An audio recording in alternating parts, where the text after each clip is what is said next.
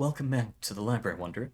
Today we have an off-schedule release, and that is because here today with us we have the sequel to Scaly Kitty's Ralph Walderson story.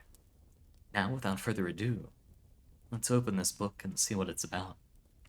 Ralph Walderson Goes Corporate. It was a dark and stormy night, much like tonight, when Ralph's bastard child informed him that tomorrow was career day. Ralph, as the child's only surviving parent, both Ralph's wife and mistress had died a year earlier in separate but equally tragic roller derby accidents just hours apart, would be required to come in and tell the class what he did for a living. Desperate for the school board's forgiveness after the debacle at the last PTA meeting, Ralph wished nothing more than to knock the socks off a third-grade class with a well-prepared and informative presentation about his career. Unfortunately, Ralph found himself between careers at the moment. He was working as a dancer at Fugly's Uglo Bar and Nightclub, but had been let go for stealing the hearts of the patrons, and for abuse of the company's sick leave policy. Never a quitter, Ralph hoped, instead, to distract the attendees from the fact that he was unemployed with his famous showmanship, winning smile, and third nipple. Dawn stretched her rosy fingers over the shattered bottles that surrounded the trailer park as Ralph put the finishing touches on his dance routine. Ralph had been a natural performer since he was a child. His parents had enrolled him in tap lessons in Ricky Flatfoot's School of Dance and down-home cooking. Every night for years, Mr. and Miss Walderson would throw firecrackers at Ralph's feet and sing, "Dance, little tappy boy. Twinkle us back home. You're our little tappy boy. Tap a hard jig." While Ralph went, he hoped to channel some of that energy into his presentation. Ralph stuffed the copious amounts of visual aids, sound equipment, and animal companions into his 1979 Chevy Chevette and prepared to head to the elementary school. Ralph's child was noticeably absent from the vehicle. In light of the inevitable, he had elected to slip away in the chaos of the morning and find a fire station where he could abandon himself. The presentation went as well as Ralph could have hoped. The wild raccoon he had smuggled into the school had driven almost everyone out of the room, providing him with ample space to attempt cartwheels. From the hallway outside, a businessman observed the spectacle in quiet awe.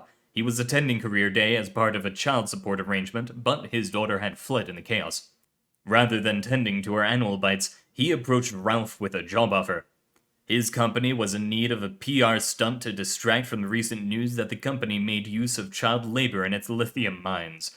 The public had grown accustomed to the usual charity donations and social justice grandstanding, and a boycott loomed over the horizon.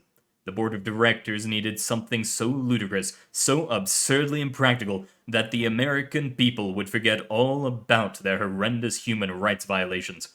They decided they would launch someone into space.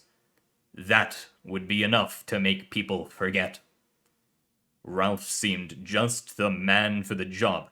He made the pitch. "Say, kid, I like the cut of your jib. How do you like to be a hero, a star, the main character?" How could Ralph resist? The businessmen gave him a firm handshake and a crisp $50 bill. Within the hour, Ralph found himself smushed into the economy class seats on a Delta flight to LaGuardia. The change in scenery was welcome. There was no room for someone like Ralph in a small town. He was too conspicuous among the manicured lawns, painted fences, and happy faces. For most families, his presence alone was cause to call the police. Suburban prejudice against the poor and ugly was constantly reinforced by Ralph's home invasions, always in search of fried bologna or loose opioids. Ralph began to fear that, as long as there were people nearby, he would always be hated. Luckily, Ralph now found himself surrounded not by people, but by the corporate elite. It was a sticky day when Ralph arrived in the office, made only stickier by Ralph's unwashed hands. At first, the employees had assumed that he was a new janitor. It soon became clear, however, that Ralph created exponentially more filth than he'd ever cleaned.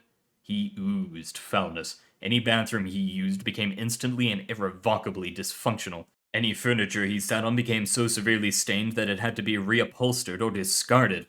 There was little time to get acclimated. Ralph had been allotted 2 weeks to train for his launch. There was no room for dilly-dally. His regimen consisted of sitting in an office chair while an intern spun him. To prepare for the possibility of meteor showers, another intern pelted him with aquarium gravel. 102 hours of spinning, and several dozen liters of vomit later, Ralph felt he was ready.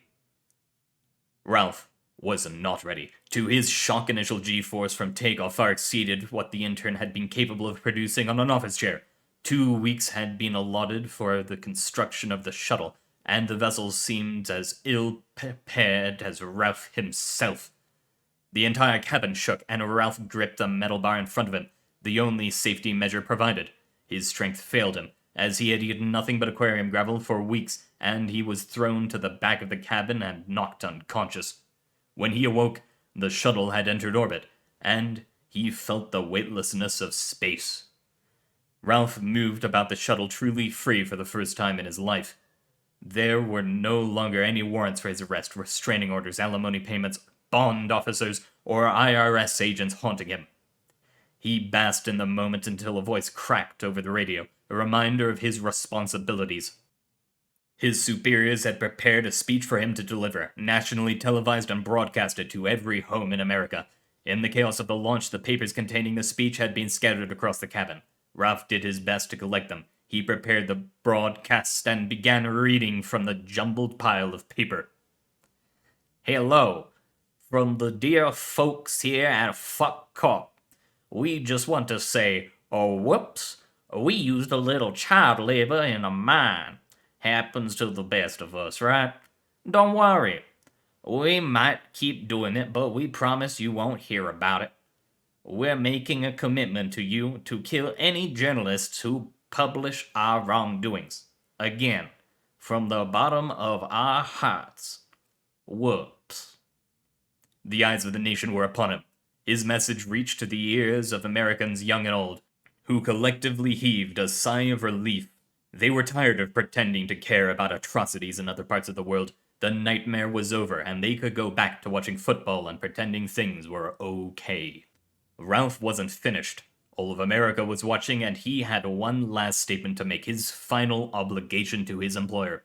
He donned his corporate-issue spacesuit, covered head to toe with logos and sympathetic messages to the oppressed people of the world to show the company really cared. Ralph cracked the hatch. Tethered to nothing in particular, he began his spacewalk. He floated, teetering on the brink between all he had known and all he could ever know. There was something familiar in the cold expanse of space, always watching but never caring, cold and yet omnipresent, unavoidable. He basked in the infinite majesty of the rolling endless abyss, a perfect void teeming with existence, and Ralph understood why men had always worshipped the sky. The moment passed. The majesty that had so captivated Ralph an instant earlier sucked the life from his poorly crafted suit and tossed him adrift, back into nothing. He listed aimlessly through the infinite, smeared with perfectly crafted PR slogans, until the end of time. And that is the end of Ralph Walderson Goes Corporate. Certainly does not disappoint from the last one. Thank you very much for writing this, Scaly Kitty, and giving me a heads up that you got it out. But this is where we wrap it up for today. I have things to do, and some of you have finals that you should be studying for, so I'll leave you to it. Thank you very much for coming, and goodbye.